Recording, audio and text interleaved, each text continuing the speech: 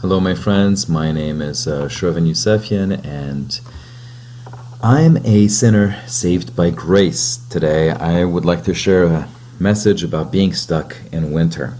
Sure, we all know about the four seasons, and our favorites are generally summer and spring, but sometimes we feel like we are stuck in winter.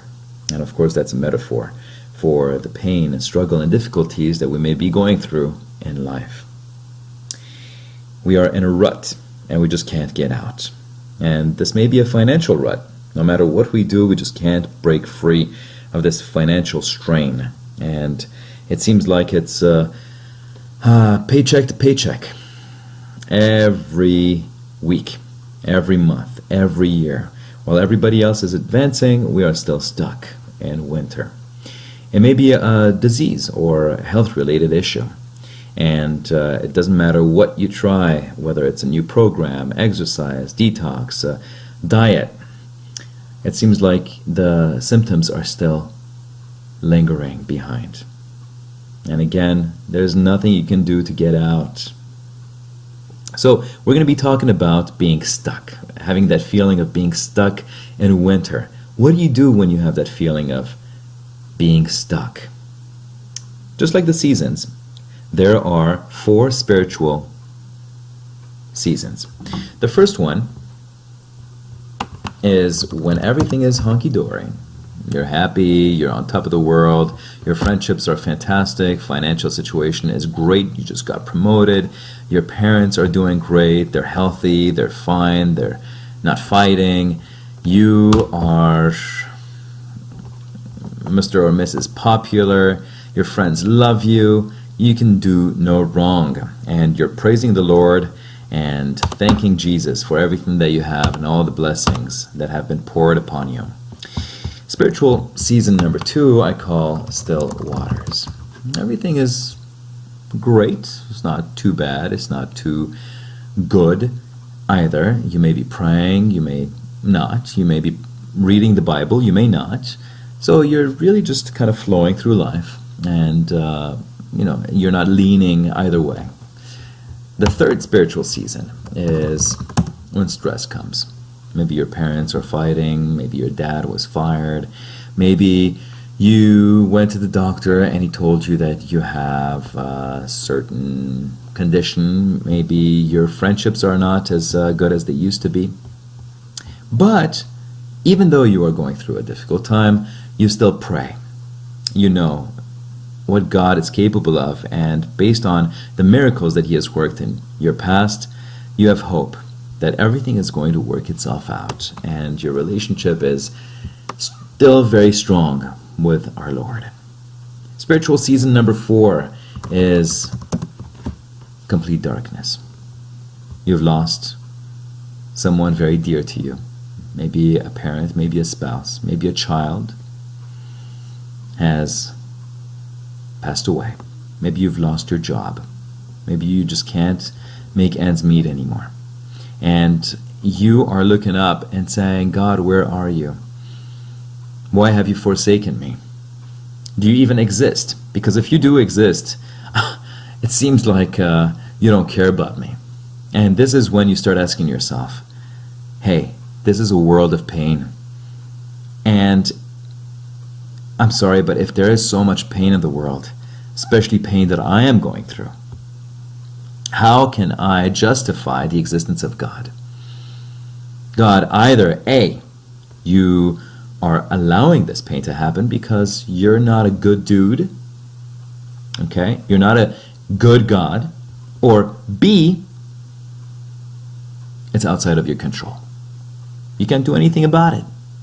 And so I cannot believe in God, in a God who either is a bad dude, who allows these things to happen to me, who gets enjoyment out of the pain of others, or a weak God who is not almighty and just cannot control the pain that happens. Later on, I would like to suggest a third option. But before we do that, I hope that whatever pain or struggle or difficulty you may be going through, that God blesses you with peace, and wisdom, and that He protects you in this process.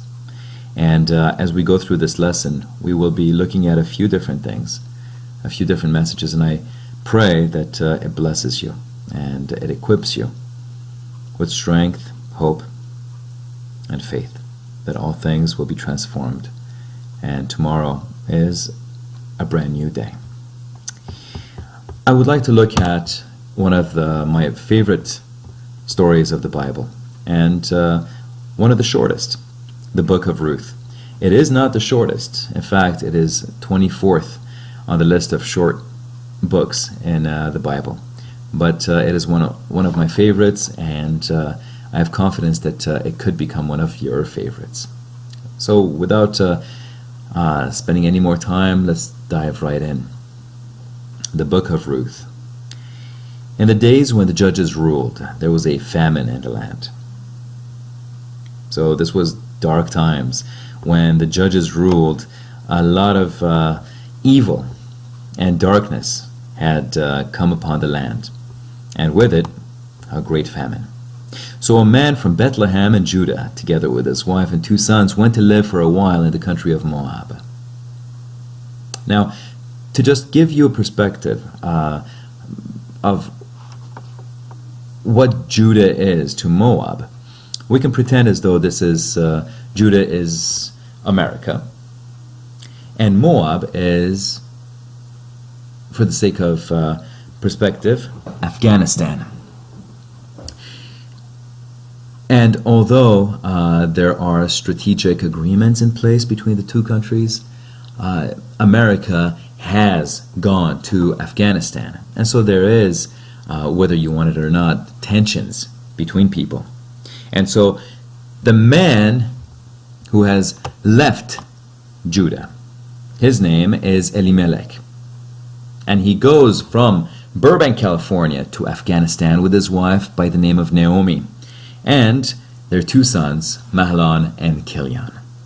They were Ephrathites from Bethlehem, Judah, and they went to Moab and lived there. So there was a great famine up in America, and they move over to Afghanistan. And in this particular situation, in Afghanistan, it seems like there would be a better economic hope for them. But right off the bat, it says, now Elimelech, Naomi's husband, died, and she was left with her 2 sons. Now, just to kind of help you visualize Naomi, I have a feeling that she probably looks like a Meryl Streep. Okay. She's an older woman who has 2 sons, very classy, and we can just imagine her as Meryl Streep, of course, the legendary American actress.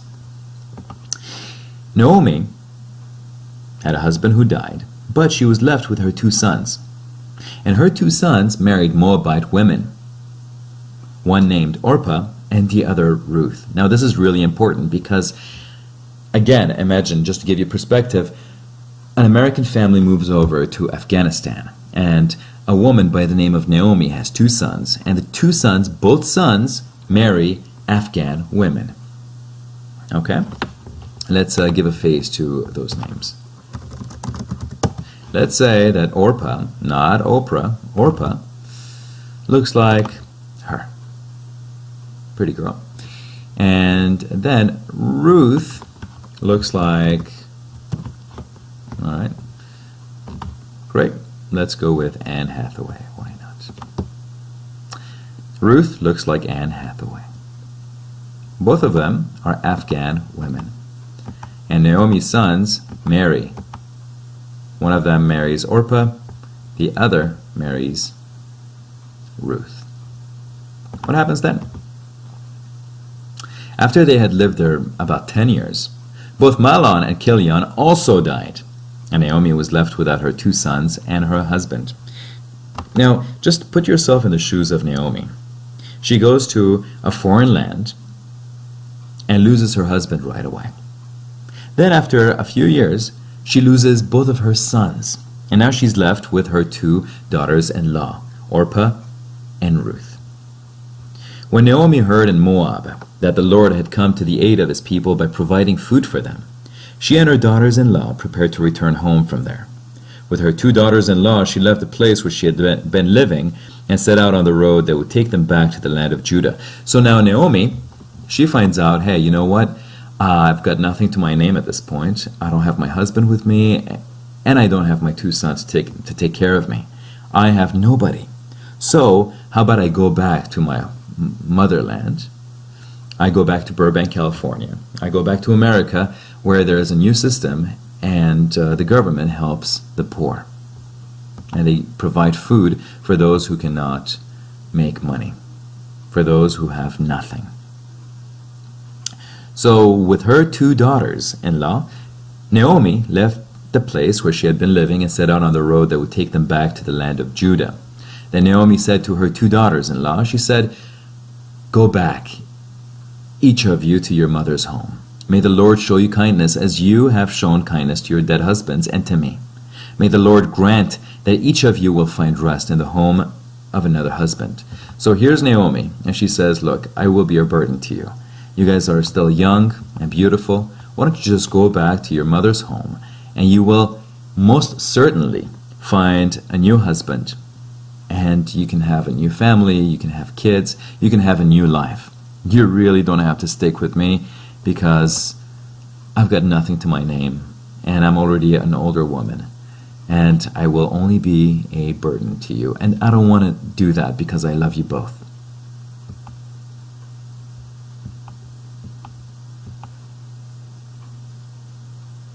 Then she kissed them goodbye, and they wept aloud, and said to her, "We will go back with you to your people." Wow, well, this is surprising. In a time when a lot of people make fun of their mothers-in-law, there are so many jokes revolving around mothers-in-law and how they're annoying and how they're nosy, and the list goes on. But in this case, it seems like Orpah and Ruth truly loved Naomi. Naomi was a wise, loving, faithful woman who had shown a lot of great things to her daughters-in-law, especially love and a great faith in God. So here they are. They wept, because here's Naomi telling them, you guys go ahead, go back, leave me, start a new life, you don't need me. And neither girl wants to leave. But Naomi said, "Return home, my daughters. Why would you come with me? Am I going to have any more sons who could become your husbands? Return home, my daughters. I am too old to have another husband. Even if I thought there was still hope for me, even if I had a husband tonight and then gave birth to sons, would you wait until they grew up? Would you remain unmarried for them? No, my daughters. It is more bitter for me than for you, because the Lord's hand has turned against me. I am stuck in winter. I lost my husband, and I lost my 2 sons. I've lost everything. The Lord's hand has turned against me. I am in a rut, and there is no hope for me. I am in the dark. I am in despair. Please, leave me." At this, the 2 young women wept again. They wept aloud. Then Orpah kissed her mother-in-law goodbye, and she said, "I get you. Thank you for releasing me. I thank you for everything that you've done for me." And she walked away. But here it says, Ruth clung to her. Let's go ahead and close up Orpah, who disappears and we never hear from her again. Ruth clung to her mother-in-law Naomi. And she said, "I will not leave you." Naomi said, "Look, your sister-in-law is going back to her people and her gods. Go back with her." But Ruth replied, "Don't urge me to leave you or to turn back from you. Where you go, I will go, and where you stay, I will stay. Your people will be my people, and your God my God. Where you die, I will die, and there I will be buried. May the Lord deal with me, be it ever so severely, even if death separates you and me." When Naomi realized that Ruth was determined to go with her, she stopped urging her. So the two women went on until they came to Bethlehem. So here's Naomi, who, with Ruth, comes back to her native land. She comes back from Afghanistan. She comes back to Burbank, California. When they arrived in Bethlehem, the whole town was stirred because of them. And the women exclaimed, "Can this be Naomi? Is this the same Naomi who left us? Is this the same Naomi that we heard lost her husband?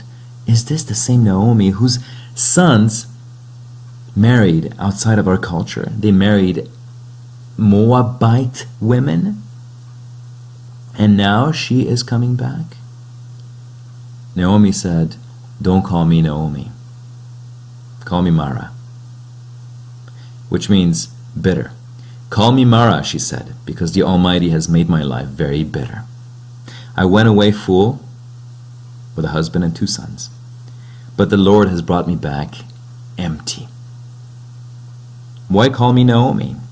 The Lord has afflicted me. The Almighty has brought misfortune upon me." And we've talked about this.